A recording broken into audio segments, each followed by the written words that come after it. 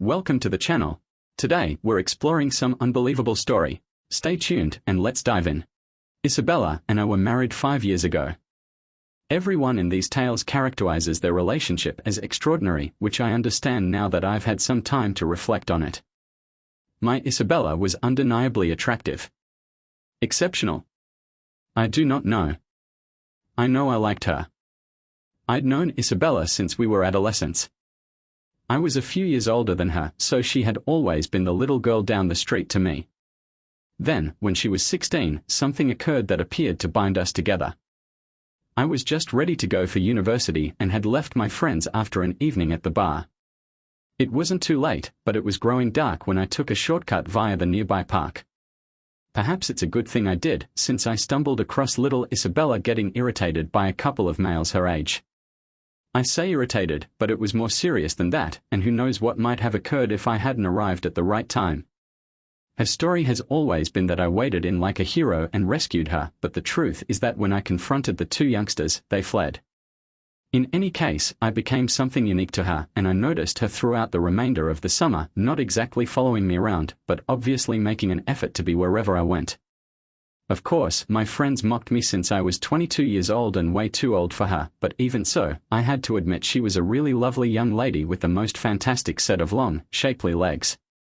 Then I traveled to Birmingham to school for 3 years, and I didn't see her again until I returned after graduation and spent a lengthy summer there before moving to Sheffield for my work.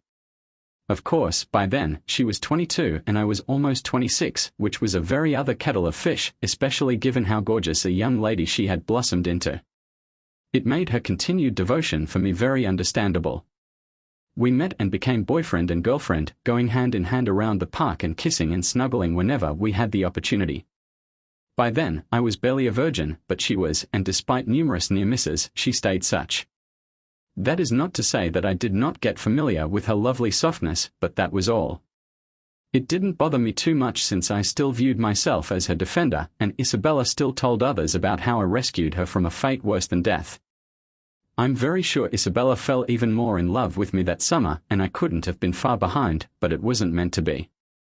Not then, at least, and after openly considering alternative options, we unhappily parted ways when she headed to Chester University and I started my first major work in Bath.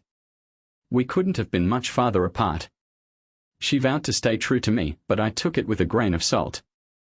I had just spent 5 years as a student, so I was well aware of how things change and what temptations exist. I saw her a few times, but the final time it was clear that she had another life to think about, and we just drifted away. That may have been it, of course, since I didn't stick around for a few years, becoming a bit of a party animal on the Bath scene and passing through a series of girlfriends. But then I took a little detour and wound myself back near her house, where Isabella reappeared. She had graduated and was already working when her parents invited me over.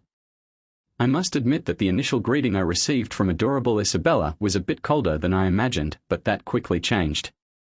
Indeed, she had changed, grown up, gotten more sophisticated and worldly smart, and she had lost her virginity, but not to me. No matter, who was I to complain? Then one evening, she informed someone that I was still her personal hero, and we seemed to be back where we had left off. I re-established my acquaintance with her, and this time we didn't end there. We soon began making love like bunnies, and the more we did, the more we fell in love. Marriage came as naturally as dawn followed night, and 5 years later, we were still as in love as we had ever been. Isabella was a bit of a rebel at times, and she didn't agree with everything, but she never pushed her opinions too far, so it was never an issue. We were really thrilled, and the future seemed promising. My trouble began when my firm tried to elevate me. No issue, except that it was to the thriving city of Leeds, where my darling wife had spent her undergraduate years. It was either that or the Middle East, and because we wanted to have a family, Leeds looked like the better option. There was no trouble there either, at least for the first several weeks as we looked for a temporary rented apartment and settled in. I knew I'd miss coming to see Chelsea play football, and Leeds City was unlikely to replace them in my heart. After all, Gabriel Breyer and his crew had long ago retired, but Leeds looked like a decent place to be. For those who are unfamiliar, it is a vibrant city with an active nightlife. Then, one evening, she suggested we take a tour of the city and visit some of the locations she used to frequent as a student. We grabbed a drink at a number of the student bars, but even Isabella felt out of place since she had graduated from Leeds University 7 years before. We ate at a restaurant where she had previously worked, but she couldn't find anybody she recognized. Even the decorating had changed, and she was clearly displeased with the evening. It just lacked the magical quality she had hoped for. It's strange how something as simple as a place remodeling after your previous visit can leave you feeling so unsatisfied. The whole evening seemed to be headed toward disaster. I know, she declared at last, there's a little pub on the edge of town that I worked in during my final year. It wasn't a student pub, so maybe some of the locals will still be around. It was still early evening, so we walked hand in hand through the city center like the two lovers we were, not bothering with the car until she led me down a couple of back alleys and the nature of the buildings began to change from bright city lights to shabby backstreet housing. Was it like this when you were here? I inquired, skeptically. She chuckled and told me that nothing had changed. She lived nearby in a low-cost apartment with 3 other females, one of whom had previously worked in the same bar as her. Just around this corner, she finally informed me, her delight so palpable that it made me smile. Then there was a grimy-looking tavern in front of us that I wouldn't have dreamt of walking into on my own, regardless of Isabella's attire, not that she was dressed badly or anything, it just wasn't her style. Isabella exemplified sophistication in her look, from her beautifully trimmed black hair to her elegant outfits and formal high heels.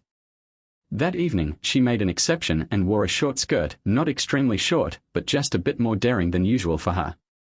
I joked that it was to remind her of her student days, but in retrospect, maybe she had some notion of how the evening would go. Perhaps not, however. No, I believe if she had known then, she would not have left our apartment.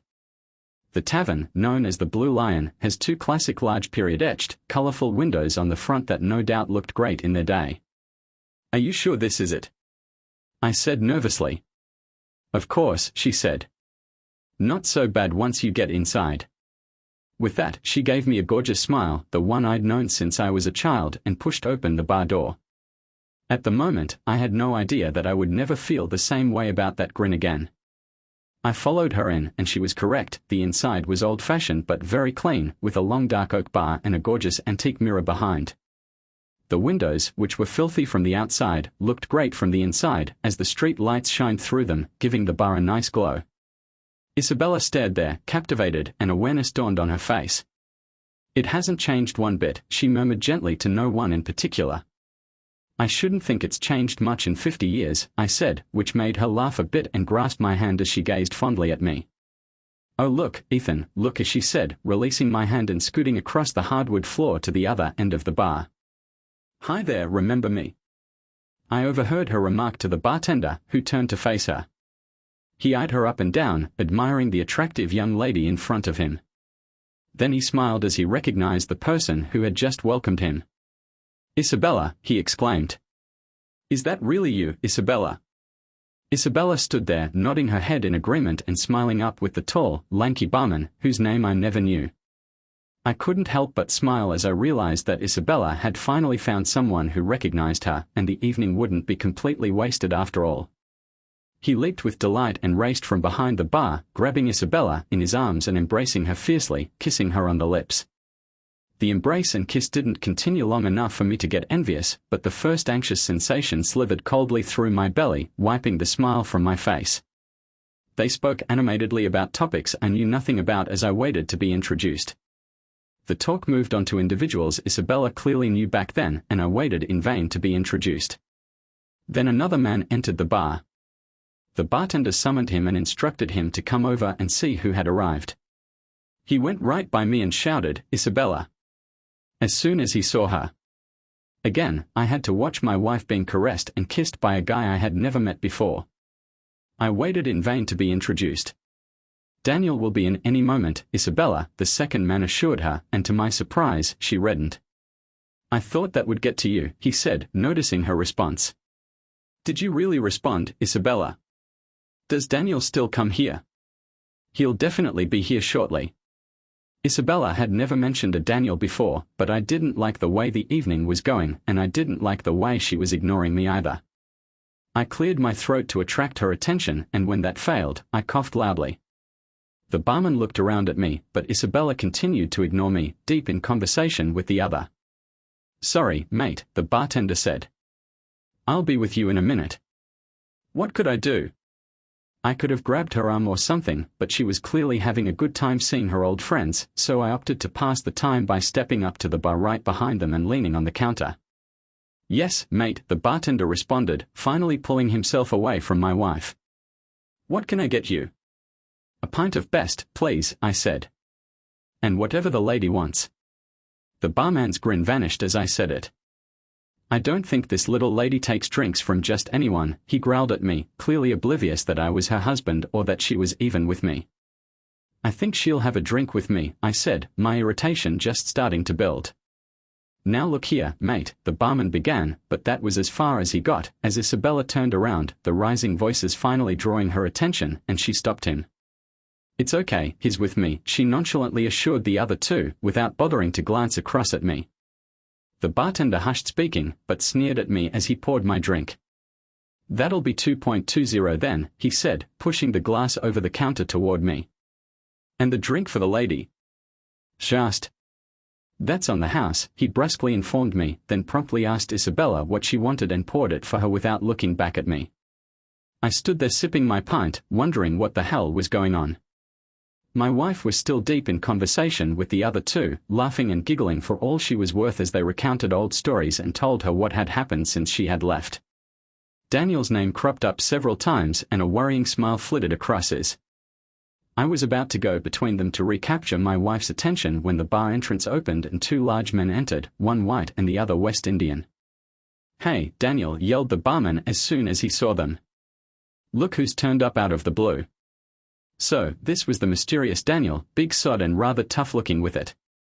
Daniel stopped in his tracks when he spotted Isabella, and a huge grin creased his face. "Bugger me, Isabella," he shouted. "Where have you appeared from?" Without saying anything else, he bounded past me and, as the others moved out of his way, grabbed her and embraced her, kissing her back as enthusiastically as he kissed her. This time it lasted a little too long for my taste, and the way the others stood there grinning at the two of them while they were locked together didn't help either. Then his left hand slipped down her back and cupped the cheek of her bottom. I'd had enough.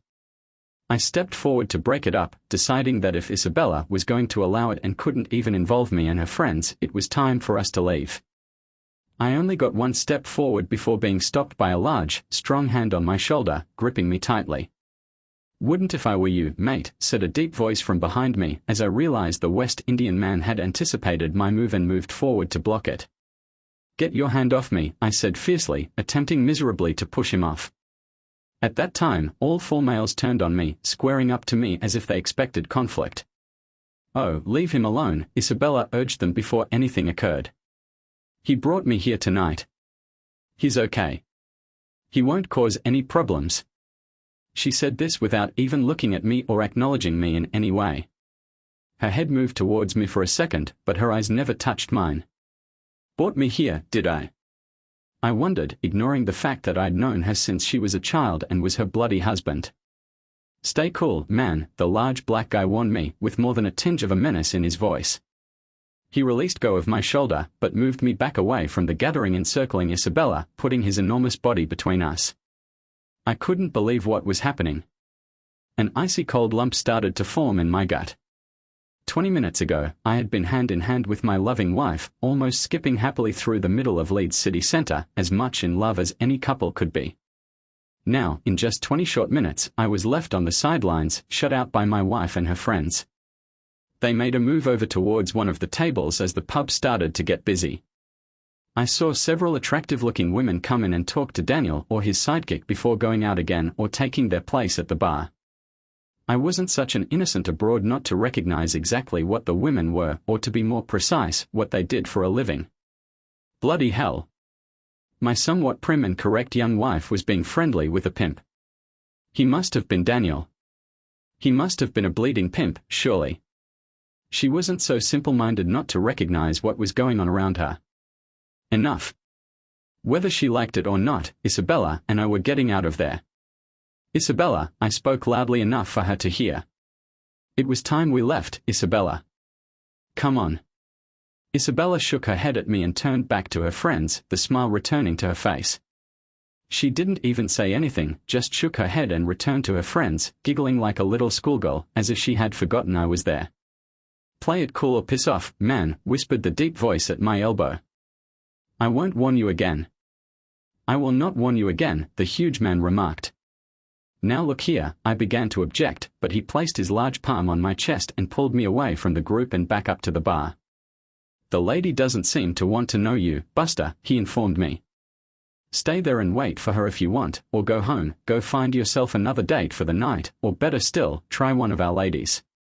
Without waiting for me to say anything, he beckoned one of the women over, and she responded immediately, trotting over on her high heels to stand right beside me. "This is Sally," I heard him say. "It'll cost you, but she'll look after you tonight. Just piss off with her and forget about the little lady over there. Her and Daniel have a lot of catching up to do. Sorry if your date didn't go as planned tonight, but that's life," he said, stepping away and returning to the table. I was mute from wrath. "Don't push your luck, handsome, my prostitute," Sally said me. "The pair of them are not to be messed with. Just let her go. She's pretty enough, but better to find yourself another girl for the night." I glanced at her with incredulity. "She's not my girlfriend, she's my bloody wife," I yelled at her. "Oh," the girl Sally said, her face clouding up. "Oh, that's bad. That's really bad." I wanted to return to the table, but this time Sally was blocking my route. "Hang on, handsome," she said me. "You really don't want to do that." "What the hell am I supposed to do then?" I said in despair. "Let me go and speak with her for you," she said. "You're kidding me, right?" I said. "She really is your wife." The expression on my face convinced her, and she gently wove her way through to the table where Isabella and the others were seated, putting out the palm of her hand to keep me from following her. I watched as Isabella knelt down and murmured something into Daniel's ear, and then she glanced up at me for the first time since entering the bar.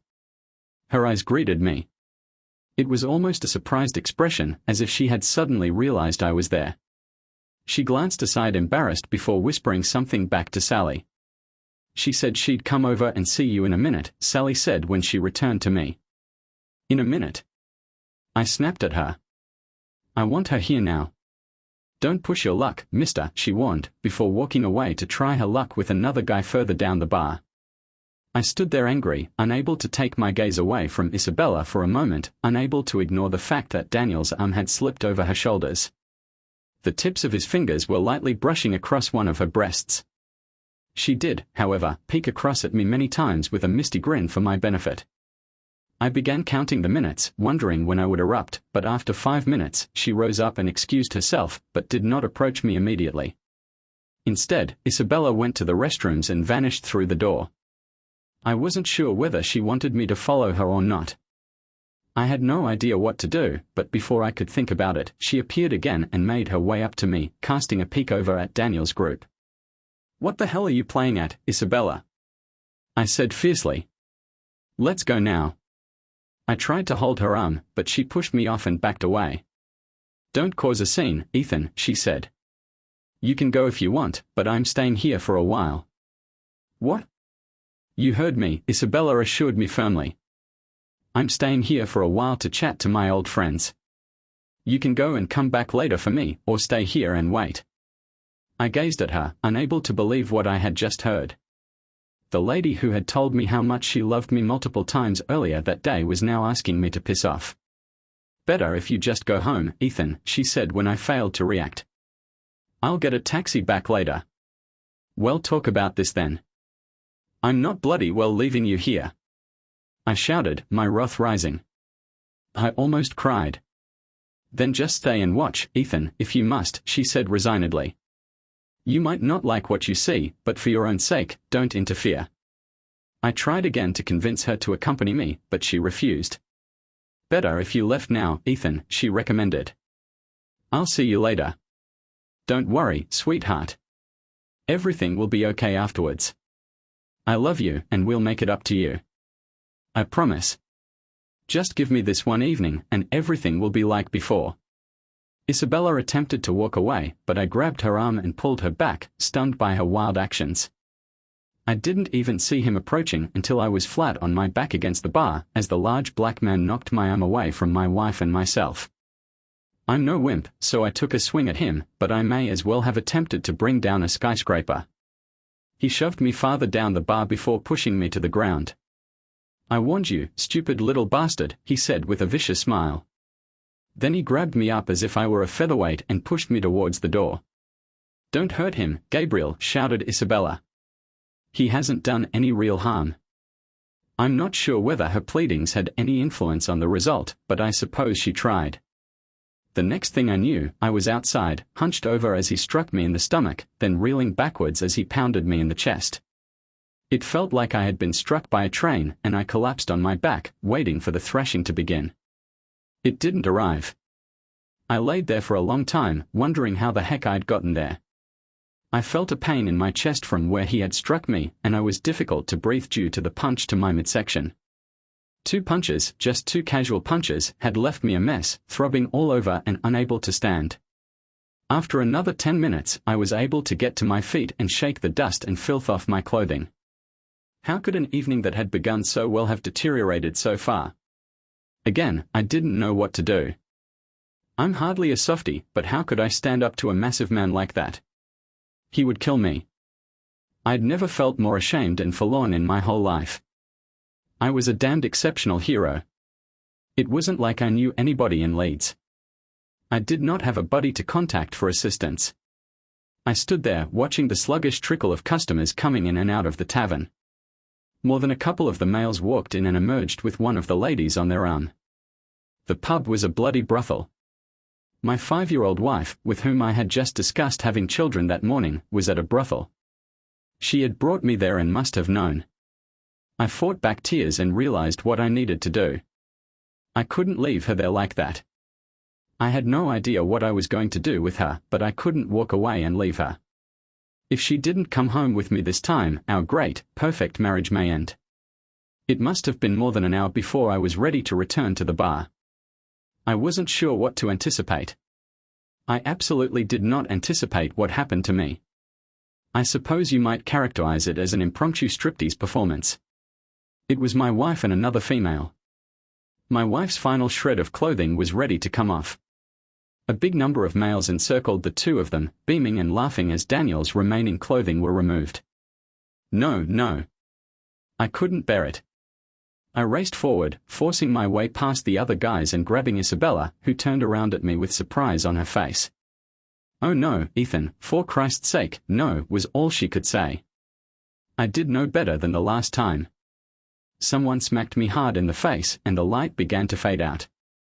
The last thing I recall seeing was Daniel holding my wife in his arms. I suppose she was horrified as she witnessed me being hauled out of the bar. They weren't as easy on me the second time. It wasn't until many hours later that I really realized I was in the middle of a car park some distance from the bar. I was uncomfortable all over, but I assumed they were specialists, and despite my discomfort, nothing seemed to be damaged. It took me an hour to make my way back to my vehicle, then another to get it started and drive back to our new leased apartment. I fell asleep on the couch, not knowing and no longer caring what time Isabella would come home. The next morning, I awoke feeling worse than death. I took a long, hot shower, and my body finally felt like it belonged to me again. I got dressed carefully, trying not to think about the previous night, but I couldn't stop. I wasn't sure whether the ache in my body was as severe as the anguish in my head. Was my marriage over? I had no notion, but it looked quite plausible. I couldn't grasp what had occurred. Isabella, my darling wife, how could you have behaved like that? I'd known her for years, but clearly not as well as I believed. 11 a.m., and where the heck was she? I didn't want to go back over there to locate her. Another hour passed with no news. I wandered around the room, unsure what to do. I didn't want to go back to seek for her. Then the phone rang. It had just been linked the day before, and unless it was a double-glazing salesperson making a cold call, the only person with the number except me was my beautiful wife. Hello, I said after taking it up. Hi, honey, she said gently. Are you all right? What are you thinking, Isabella? I asked her. "Oh, Ethan, I am so sorry about last night. I should have known not to return to that bloody damn pub." "Where are you now?"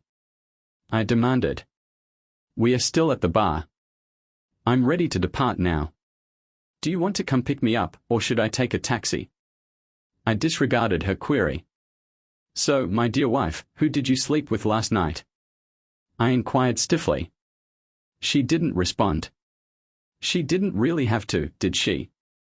Or did the whole bar turn on you, Isabella? Is this what happened? "No," Isabella said hurriedly. "Don't be silly, Ethan. The only one." She left the sentence incomplete and immediately realized what she was about to say. We didn't say anything for many minutes, but I could hear her weeping on the other end of the telephone. "Please, Ethan, understand why I did what I did. Please let me return home to you and leave things as they were. I can explain anything if you allow me. Please give me a chance." I sorely wanted to tell her to screw off, but this needed to be resolved one way or another.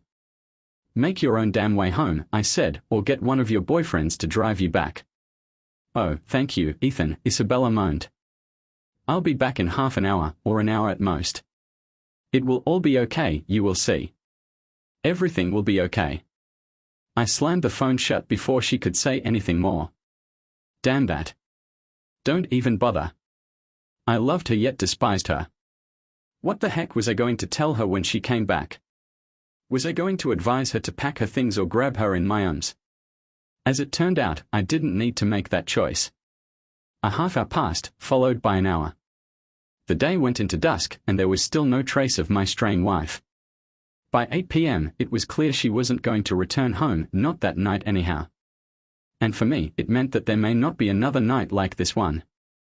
As the hours went, I became more enraged, not with shouts and screams, but with cold, calculating hatred that engulfed me. I packed a few items into the vehicle and cautiously drove back to the city center, hoping to locate the tavern Isabella had brought me to the night before. After a few missteps, I recognized a major factory and the Blue Lion Tavern right down the road. I parked my vehicle just around the block and proceeded towards the pub, seemingly confident but my heart beating within. I had to confess I was worried, even physically scared, after what they had done to me the night before. I lingered near the front door, unsure what to expect. I wasn't even sure whether Isabella was still there. I pulled open the door and walked inside. It was the same as before, full of tough-looking people and even rougher-looking ladies. I recognized numerous faces and a few of them seemed shocked to see me. Whether they weren't sure whether it was me from the night before, the black eye and bruises on my face would have shown it. "Don't you have enough, mate?" When the bartender saw me, he inquired. "Where is my wife, asshole?" I demanded. At least he had the courtesy to seem astonished. "Your wife?" he inquired, wrinkling his face up. "Is Daniel your wife?" I gave a nod of affirmation. "Bloody hell," he said. "She told us you were just on a date." The bartender looked at me with pity, recalling what had transpired the night before and probably even more since I had been booted out. He knew there would be difficulty, he just didn't know what it was. He inclined his head to one side to indicate the distant corner. When I glanced over, there she was. Isabella sat on Daniel's knees. Neither of them had noticed my entrance. I approached them before they noticed I was there. Isabella screamed in astonishment and attempted unsuccessfully to draw her blouse back over her body. She didn't need to bother, we'd all seen them before. Daniel merely smirked at me, the kind of grin you get when you've got the upper hand. "That was a long half hour, Isabella," I told her. "Did anything hold you up?" Isabella didn't say anything at first, just gazed at me, astonished. "Piss off, you wimp," spat Daniel out. "I'll send her home to you when I'm good and ready." At the very least, he appeared to recognize her as my wife. Isabella finally muttered, "Please, Ethan," regaining her voice. "I will surely return home later. I guarantee you I'll return, and everything will be all right." Daniel laughed and kissed her, mocking me more than her. "You'll go when I say you can," he shouted out, never moving his gaze away from me to assess my response. "Last chance, Isabella," I told her, disregarding Daniel's sneers. "It's now or never." I gave it a lot of consideration, and I believe that even then, if she had come with me and chosen me over him, I would have tried to make it work. Perhaps we could move over what had transpired so far. I was unsure, but maybe. She stared at me pitifully, with uncertainty written all over her face. Her beautiful brown eyes spoke it all. She understood how badly she had harmed me, but instead of doing what she knew she should, she was calculating how much more she could get away with, how far she could push me and still have me come back for more. Please, Ethan, be reasonable, Isabella pleaded finally, and I knew she had let me down again, and we were done for good. You understand how much I wanted to visit my old pals and relive my school days. Just one more time. Just wait a little longer for me while I have my final harmless little fling, and I guarantee things will return to normal. I really love you, honey, and pledge to make it up to you. She looked at me imploringly, her eyes pleading me to agree, but I said nothing in response. I had nothing further to say. Isabella attempted to say something more to me, but Daniel had had enough as well. He kissed her hard and flung her back even harder, reducing her words to oblivion. That was it. I had all of the knowledge I needed. My wife was returning home, after all, but I'd have to wait until tomorrow, or the day after, or the day after that. Fine. That was excellent, wasn't it? I realized the West Indian man was approaching me, so I raised my hands and backed away. There's no sense getting into another one-sided battle with him. The whole pub had gone hushed, waiting to see what would happen. But, as far as I was concerned, nothing was going to happen, at least not immediately. See you all later then, I replied gently as I turned to go. I'm not still 16, Ethan, Isabella said. I can look after myself now. Even her face sank when she realized how it affected me, her one particular thing after all these years, and she was tossing it back at me. I'm sorry, Ethan, she began, but I disregarded her garbled apology and backed out the door. Daniel laughed out again and peeled her top straight off her, reaching up under her skirt as I stared, wiping my face in anguish. That may have been what prompted the tears to fall down her cheeks, but I doubted it. I believe she still loved me in her own way, and seeing me humiliated like that again could have been too much. That's what I like to believe, anyhow. As I closed the door behind me, the pub's quiet broke as everyone began to chat and laugh at the same moment. I suppose they assumed they had seen the last of me. I slowly went back to my vehicle. I opened the boot and pulled out the items I had placed there before leaving the home. Anyone viewing me would have assumed I was calm and easygoing, but I was really raging inside, afraid of what I had chosen to do and unsure how it would come out. I had a license for my over and under 12-bore shotgun. I'd been going to clay pigeon shooting for a few years at that point, and although I wasn't particularly good at it, I decided I didn't need to be for what I had planned. I chose a few cartridges, making sure they were all small caliber, since I did not want to wind up in jail on a murder charge. I cracked the pistol and inserted 2 bullets before placing the remainder in my jacket pocket. A few seconds later, I was back outside the tavern, gazing at the 2 large etched windows. This will wake them up, I thought, my pulse pounding within my jacket. This was not me. It was simply not me. But what else was I supposed to do? Going back in and disputing with her was pointless since she would not agree and I would most likely be beaten again. What if I just went home, waited for her to return, and spoke about how we might move on from what she had done, how she had humiliated me? No bloody way. It had progressed past that point, and I wasn't taking any more from any of them. I took aim at the first window and squeezed the trigger, exactly as I had been instructed. My arm was quivering, almost shaking, and the shotgun barrel swayed in an unsteady circle as I struggled to keep my anxiety under control. It didn't really matter since I was only around 12 or 15 feet from the window. I raised the pressure on the trigger while resisting the impulse to shut my eyes. There was a huge crash, and the whole window burst into a swirling mess of broken glass. With newfound confidence, I took aim at the second window and fired off the second barrel, followed by the other. The gun's report resonated around the surrounding buildings, far louder than it had ever sounded when I had fired earlier in an open field and mixed with the tinkling of falling glass. I quietly retrieved 2 additional cartridges from my pocket and put them into the rifle. Then I waited and see what would happen. I had no clue how they'd react and almost prayed they wouldn't. But I was prepared. I was ready to show them that they had made a huge mistake in thinking I was a sissy who would take what they had done to me lying down. The doors swung wide, and numerous men rushed out. They came to a complete halt when they noticed me standing there with the rifle. Nobody moved. Then Daniel charged out, closely followed by his large black henchman. "Stupid, effing bastard!" He yelled at me and attacked, maybe believing I hadn't thought to reload, or not thinking at all. I took careful aim somewhere around his knees, since I didn't want to risk killing him, and pressed the trigger. I was as calm as a cucumber, even noting that my arms no longer shook and that the rifle was pointed precisely where I wanted it to. Time seems to slow down. I had all the time in the world. I could see the expression on his face transform from wrath to dread as he realized he had made a huge mistake in evaluating me. Maybe I had the same smile on my face as he had just a few seconds ago, the one you get when you know you've really gotten the best of someone. Bang! He screamed and made a mess on his legs, which surprised me. Fair credit to the black man, he didn't hesitate. I'm not sure whether he had great bravery or no brains, but he refused to quit. Not until the second barrel load smashed into his legs and knocked him down as well. The two of them sprawled on the ground, Daniel yelling and Gabriel, the black man, moaning openly. I did not even bother to refresh. My emotions were shot by this point, but happily, the remainder of the throng dispersed. Everything went smoothly, relatively speaking, since two wounded people can make a lot of noise. It was just a short walk back to the vehicle, but my legs were so shaky I feared I'd fall over.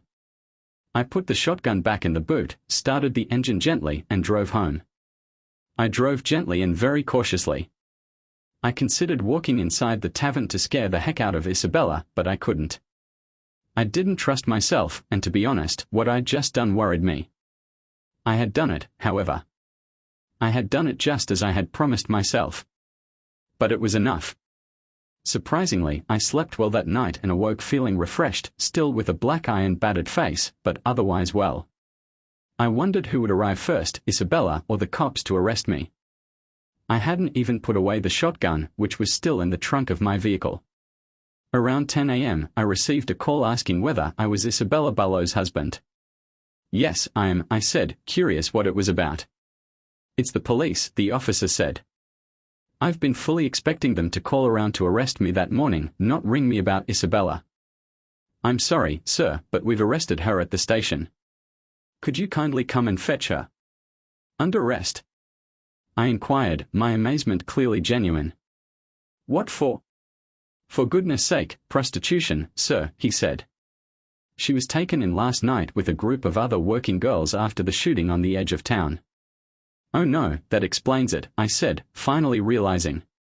I wondered what the hell she'd been getting up to lately, coming home at all hours. I understand, sir, the policeman said somberly. I am sorry you had to find out this way. You'd be surprised how frequently this occurs. I believe my statements sealed her destiny. It came out that they believed they had made a mistake with her since she was little more upper class than the other ladies. Then, when I declined to come fetch her, it must have made things worse. She was prosecuted and found guilty. She lost her new job and would have had a difficult time finding another. Most employers do not actively seek for young female graduates with prostitution convictions. The cops didn't even inquire whether I had a shotgun. Mine was publicly registered to me in Brighton, where we had just relocated, but they never investigated. I was not a suspect in any manner, so why would they? But why didn't anybody from the pub split on me? Well, I had absolutely no notion. Isabella attempted to contact me many times. I never caught up with her again, but I did answer one of her calls as she became more frantic. She assured me she still loved me and the typical nonsense. I believe she felt the same way and was plainly heartbroken when I refused to take her back.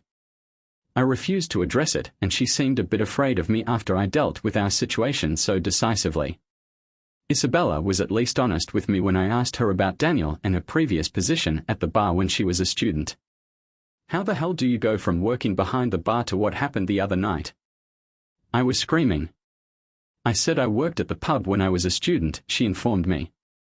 I never said I worked behind the bar. Oh, bloody hell. I couldn't express how I felt when I comprehended the significance of those few words. She had worked as one of Daniel's girls. Only then did it all make sense how he had such control over her. I married an ex-prostitute and would have never known if we hadn't returned. Was it a positive or negative thing? It's difficult to say, actually. You'll have to decide for yourself. She told me that once Daniel was back on his feet, he would come seeking for me and straighten me out personally. Perhaps this is why no one from the bar reported me to the police. People like that solve their own issues. He would never locate me, of course. I resigned from my work in Leeds, which they understood after learning of my wife's passing. But I chose the one in the Middle East, where they were delighted to have me on a bachelor assignment since they are cheaper than a married pair. That's where we came in, I believe. I got away with it, which surprised me. I really got away with it, and they attributed it all to a gangland shooting. I imagine you're wondering what happened to me next. Okay, it is normal. As you could expect, I discontinued clay pigeon shooting and sold my shotgun. I then took up golf. I grew fairly excellent at it as well, finally lowering my handicap to 6. I went out with a variety of women, but it was only later that I realized how excellent my wife, Isabella, was in bed. Wouldn't she have been? She had worked at it, in both senses of the term. Then I caught up with Angie, a wonderful American lady I had met in Dubai. Life was good after that, really fine. I never dug too much into where she got her expertise, but I really believe she was a great amateur. I hoped so anyhow. We've never married. She refused, and technically, I was still married and had not filed for divorce. I returned to the UK on occasion, but avoided Leeds until I couldn't resist. One Friday in July, I found myself driving slowly by the Blue Lion, hoping that no one would know me after all this time. The finely designed windows have been replaced with contemporary double-glazed ones. It is a pity. I would rather enjoy them. I remained in my vehicle for a long, and then, to my astonishment, a man in a wheelchair arrived. He was a large man, tough-looking, but fatter than I recalled. Daniel, but I'd only seen him a couple times, and that was 5 years ago. What sealed the deal was the enormous colored guy pushing him, the one with the severe limp, who could only be Gabriel. Then other ladies rushed out of the bar to watch Daniel report to him. Perhaps it would be simpler than bringing him up the 3 high stairs inside the bar. They all looked rough, much like the previous time I was there, with the exception of one. One of them stood out. She was beautiful, thin, attractive, and had wonderful legs. Indeed, that might have been her. She seemed much, much older. She kept her hair short and dressed neatly. Her eyes, however, had a worn-out appearance to them, and the grin I had once admired was nowhere to be seen. She didn't seem to be pleased, but I didn't stay long enough to confirm. She declared she wasn't 16 anymore and could take care of herself. Strange how things work out, isn't it? If that awful restaurant hadn't redecorated their dining room, she may be at home right now with our children, who we'll never have. I would have been none the wiser, and maybe we would have lived happily ever after. Thank you for watching. How would you have handled this situation? Please share your comments below and don't forget to like and subscribe.